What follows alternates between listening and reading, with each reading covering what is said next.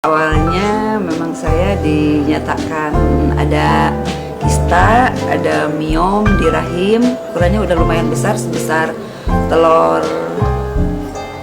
bebek. Dokter menyarankannya ibu mau diangkat mangga, kalau enggak juga enggak apa-apa. Ngapain nyimpan penyakit di dalam gitu. Makanya inisiatifnya suruh diangkat, cuma saya ragu. Nah, suatu waktu saya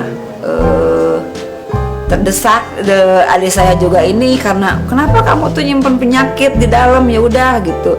Mungkin berjalannya waktu itu saya berpikir, oh iya juga ya, kenapa menyimpan barang busuk yang ada di dalam gitu. Ya sebenarnya takut sih, siapa orangnya yang mau operasi ya, nggak mau, sedangkan ketusuk duri aja sakit. Seminggu sebelum saya dinyatakan harus operasi, karena saya dapat menstruasi pada waktu itu, jadi diundur gitu. Jadi diundurkan 1 minggu kemudian. Nah, minumlah saya Milagros. Pada waktu minum Milagros itu saya dapat menstruasi, itu keluar dengan sendirinya.